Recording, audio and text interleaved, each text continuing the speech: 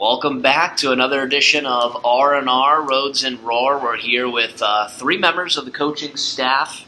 We got in the middle, field manager Chad Rhoades. On his right, we got Dave Heilbrunn in the green shirt. That's the director of player procurement. And then the pitching coordinator, Karl Craigie, over to his left. In the red shirt, I'm Rory Teddemer. We are here in Gateway in Sauget, Illinois, before the final game number 95 of the 2024 season. Just wanted to do a kind of a season wrap-up here and talk about players that got picked up into affiliated ball, some All-Stars that we had, and kind of just end the season on a high note here, and then also look forward to 2025. So, Chad, you can get us started. Yeah, these are not notes. This is actually the lineup.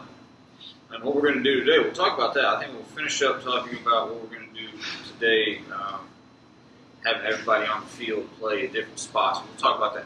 But a lot of good things happened this year. There's a lot of good things on the pitch side, a lot of good things on the offensive side, and a lot of things that kind of help put us in the position where we're at right now.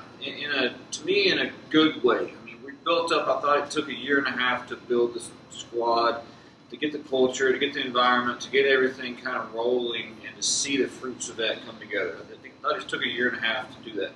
I'm very happy with the club that we have right now.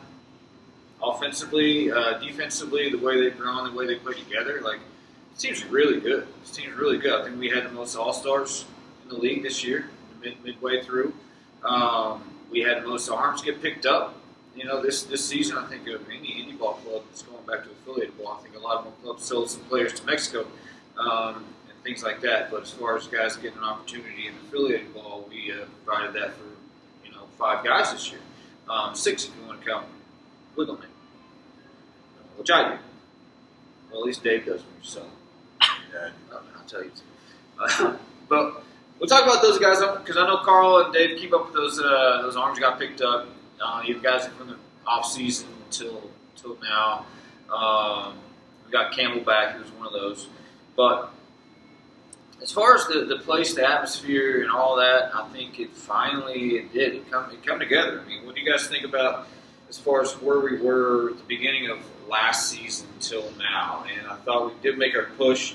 I do want to get to the arms. I mean, because I think the glaring issue is your offense is so good, how can you not be able to hold on? And how can you just not patch up the pitching and fix the pitching? And it's not necessarily, there's not a simple just, boom, we just got to do this. Because we've said this, and these guys are tired of hearing me say this stuff too. It's but the bullpen had just as many innings as the starting pitching at the halfway mark. And that's it shouldn't be that way. And it's because we had some guys get picked up. It's because we had some injuries. That's because we had some guys not fully prepared right out of camp. And when you add all that together and the bullpen has to pick up that slack, no matter how good those bullpen guys are, no matter how much effort and what they have to put into to keep those games close early on in the season, eventually it's going to add up on you. It's going to add up, and you're going to see that. And it's not that we weren't able to bring in the arms that we think can compete next year, because I think a lot of those arms are going to come back young, fresh. A lot of those have over 130 innings, 150 innings for some who shut some of them down early. But bringing in younger arms, you're going to deal with those small mistakes. I think you add that in with the bullpen who gets tired and it comes to the grind at the end of the season, and they've been pushing so much. It's never a good thing. It's not a good recipe for success. It's not something we set out to do. But obviously, moving forward in this offseason, my goal is to be able to bring in some arms and make sure those guys that we do have coming back are fresh and ready to go and understand the way that we want to push this year. This 2025 season is going to be pushing for a ring. I mean, we're selling out for it. All that offense is coming back. They're young, they're hungry, they want to play together, they want a fresh start, they want a clean slate. And we all want dogs on the mound. So we do that. That's the job this offseason. We do that, and I don't think anybody has a shot, really, honestly. But let's get to kind of what started that, plugging in holes in the starting pitching and trying to fix that. Losing some of those guys, the guys like we had coming in, Carter Spivey, RnR. Those are 2 of the big arms that we were going to rely heavily on coming into this season. We knew they were going to get picked up, but we were hoping to at least get a month out of them. We didn't get that. how have those guys been throwing this year? Where are they at? Like, kind of what's their story? Yeah, I'll take Spivey. You can take Run, but Spivey's been dominating. I want to say he has a high 2. I don't think he's missed a start. He's an IA, throwing the ball really well. He got picked up this offseason. Put the ball down for a little bit, went to tread, threw well with us. He's a good pitcher, and I hope he breaks with Double A next year. Keep in touch with him. He's been throwing the ball really well, and he's another one of those guys that would have frontlined our rotation had he came back to Florence. And then looking at Run, I mean, he came in. He was every bit of 95 last year for strikes. Sink.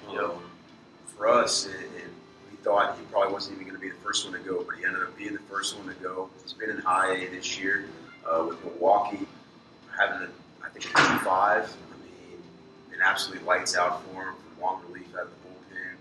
I mean, we expect his stuff to continue to progress. I mean, it's a great spot to be, especially your first year in affiliated ball. And he's kind of a hard guy to read. Don't say much. He just likes to go out there and throw the rocks. And conversation with him is a little short, but he's happy to be there, and he's excited to be with those guys and be doing what he's doing. So it's really nice to see that. I was going to his hit per 9. His hit per 9 is ridiculous.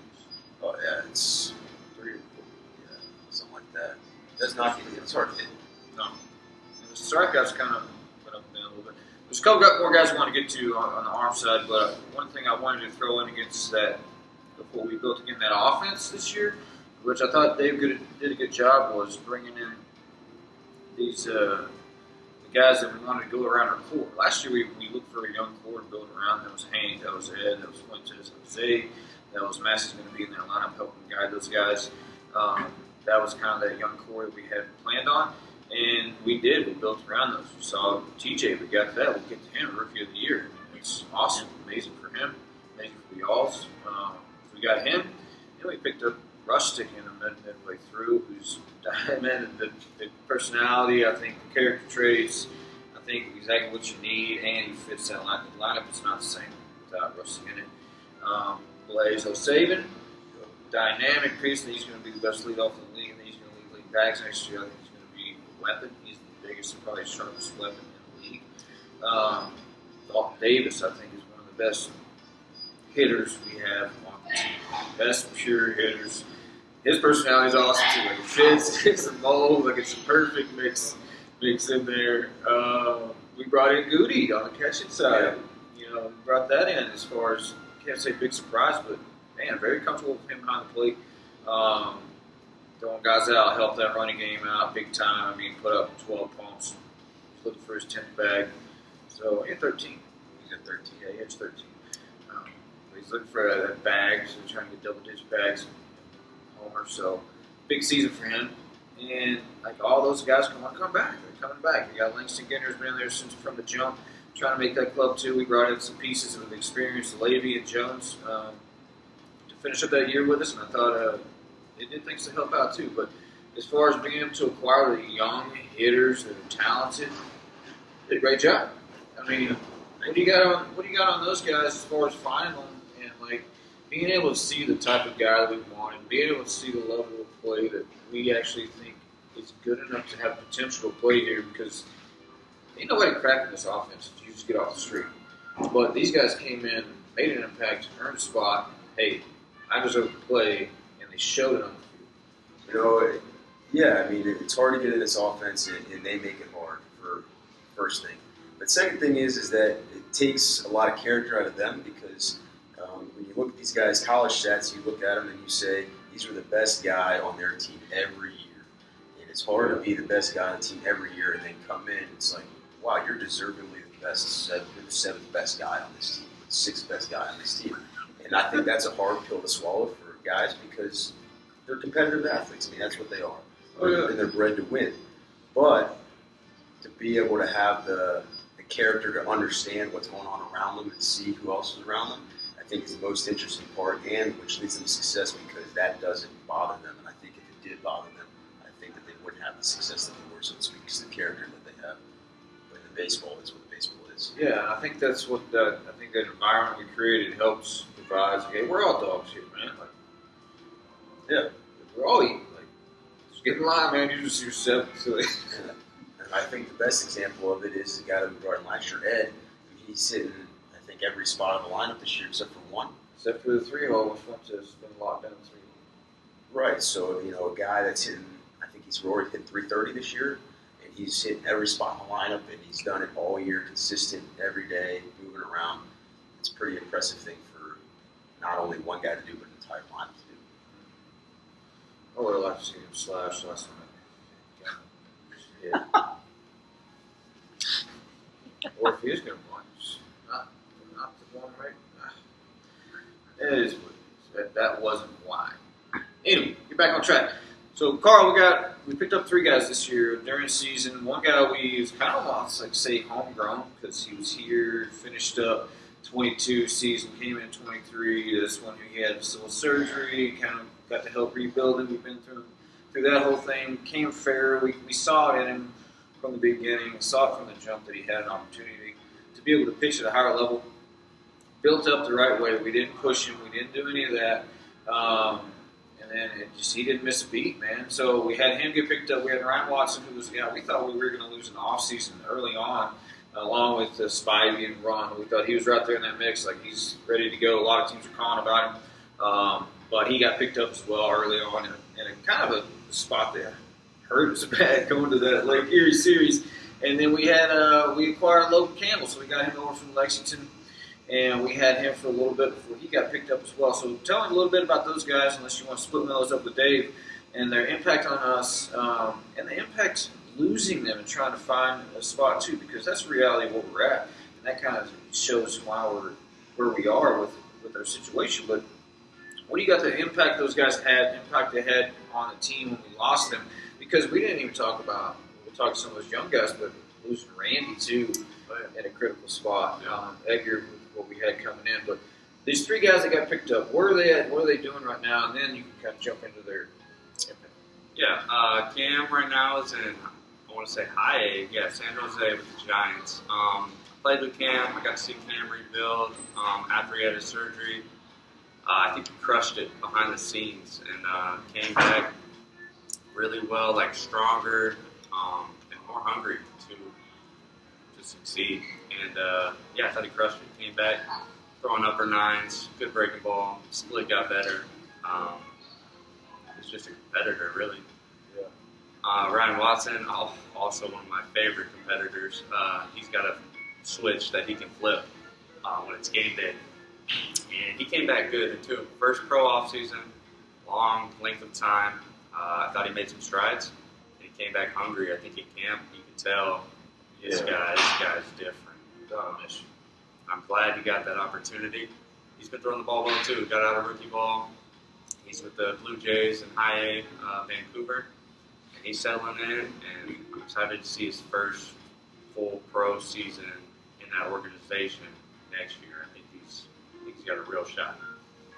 And then Campbell, we got Campbell kind of off the streets, it felt like. He came through a sim game, throwing some 95-mile-an-hour bowling balls. And we're like, let's, I think it was right after Watson, right? It was. Yeah, so that was nice. So we got Campbell right there, and he has some explosive stuff as well. Fastball jumps. He's got his own little changeup that he created when he was probably 10 years old that he throws, and it's a good pitch. And then he spent some time with the Reds. He's back here now in Florence, but he's been another guy with great personality. It's good for the bullpen out there. It's a leadership role. He always keeps it loose off the field, but he's got a switch as well on the field, and it makes him really hard to hit. He's been great for us.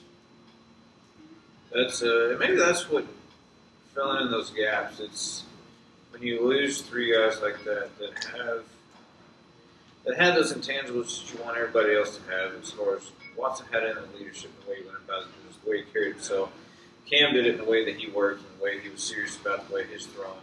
Campbell has it in the way that he's serious about the stuff he does off the field. As far as he knows what he needs to do to take care of his business. Right. But they did all have that switch, and so that playing behind guys who have that switch that are out there to compete, and then knowing when you're in the bullpen with those guys too. Like, it just gives you that boost. So then when you got to plug in and find, you don't know if these new guys you're bringing in have that. And so I guess that's kind of what leaves you in that little bit of limbo of trying to figure out whether a guy's like, okay, we're trying to figure it out in the middle of the hunt. Does he have it? Talk a little bit about Matt Fernandez was a big pickup. I don't think we talked about, and that was more on Dugan. We'll talk about it. Doogie pushed this guy. They did not want to bring this guy on, Rory. Wow. They didn't want him. So it ain't good enough. They've never said that. They've never said that. We had a couple guys that we were talking to, and Dugan was pushing Matt, and one of the guys we were talking to that we had good reports on couldn't make it, and Matt could, and that was what won him the job and to get here. But talk about him coming in, because I think he's the guy who has a switch. But talk about how he helped fill in some spots too. Yeah, Matt came in, and he's kind of that hybrid. Like, I'm fine throwing him one inning, but he's been really successful going multiple out of the bullpen. And, I mean, that's tough in pro ball to sit down, get up, go face that lineup again, and go all the way through it. But he's got plenty of – got his first three inning save the other night, big time. First save ever, I think he said. Yeah. But, yeah, he goes right at hitters. He's not scared. He's 22 years old, and he's facing grown men that have tons of years in pro ball, and he's not scared of them. And that's a big weapon to have mentally. 3 different fastballs he can move. Misses barrels. He's been a competitor. I'm excited to see his development after his first pro offseason as well. Yeah, I am too. Always going to with that. Dave, what do you got on your favorite pickups? The guys you thought, like I said, when you lose those guys to affiliated ball, you got to fill in a big gap, because everybody knows if somebody gets picked up, has that talent, what they were doing to produce, and what they meant for the team, because everybody on the team is striving for that. So it's obvious, it's bittersweet to see one of those guys go, but it also does help. But talk about bringing in the next guy to help fill in that. It's not necessarily filling in those shoes, because that's not possible, but talk about how that does affect the energy of the club and the whole overall aspect of it. And who do you think that you picked up that you did a good job of hitting on and helping? Talk about the urgency too. Yeah, I mean, it's tough, because if you think about it, the guys that you picked up are probably one of the best guys in the league at that time. So we had Watson, Cam will go. We're talking about 3 guys right there that give you Campbell and Cam give you mid-90s out of the bullpen for multiple innings. And then Watson's good for at least 6 every time out, at least 1-run ball, 2-run ball. But it's competitive, efficient, and as we've seen, it's hard to find a starter that can give you 6 competitive innings every time out. And you know, it happens fast. The MLB teams don't give us a heads up on, are we picking them up? It's like, oh, we're picking them up, and then we got to drop them off at a gas station, and our club has got to come pick them up to get them to the airport. Watson was. We He got picked up. He was pitching Tuesday, Sunday, so we had to cover 2 stars. Yeah, and it was Tuesday morning. And it was Tuesday when we found out. I was like, So, it's hard, but it's exciting for the guys, because I think it shows them that the dream is still alive. Yeah. That it is possible. It's not like, I'm out here doing the best I can, and it doesn't matter what I do. It's never going to happen. And I don't think that's true, and I'm happy to see that guys get picked up, whether it be for our team or other teams. I'm more happy for us. But other than that, I think it's exciting. But it's hard to feel. The guys are nasty. Yeah. But the urgency that you were talking about, Karl, it's tough, because you don't want to, be dragging guys along, because nobody likes to have that happen to them. But you also have to be well equipped to, maybe have introduced yourself to a guy that you like, or a couple guys that you like, because we've happened a couple times this year where a guy's got his brother's wedding, so he can't come for 3 weeks, or he's out of town, so he can't come for 2 weeks, or he's still in school, or and it's harder to find a guy on 3 days' notice than Macy, even though their college season's done, they're living at home with mom and dad still. And they still got 1,000 things on why they can't play right now, but they do want to play down in the future. But I think the most exciting one for us was Reed. Karl was in the room. We called him, and I just said, "Hey man, you want to start for us?" And only words out of his mouth. We needed one bad. He's like, when do you want him? I was like, when do you want me there? I'm like, you got 2 days. He's like, and he just said, hell yeah, I'll be there. And he talked to mom and dad, packed his bags, and got his truck all the way from Lufkin, Texas. He threw well. Yeah, threw well. He threw well. And I think as a bridge guy, he was great for us because that was that dry period when everybody was waiting for the draft. Yeah. And we were still kind of in it. It's impossible to get guys. That's the dead period for players. And I think he did a great job of carrying us to that post-draft group of arms. And I think without him and other guys, Randy Abshire, they came together. Flew out from Hawaii. Yeah, he on 3 days notice. 3 days notice. 3 days notice from Hawaii. I don't know why you'd ever come to Florence, Kentucky if you're living on a beach, but he did Flew it. there, got food poisoning from the airplane. Couldn't throw water to him. He was like, pushed him a couple days.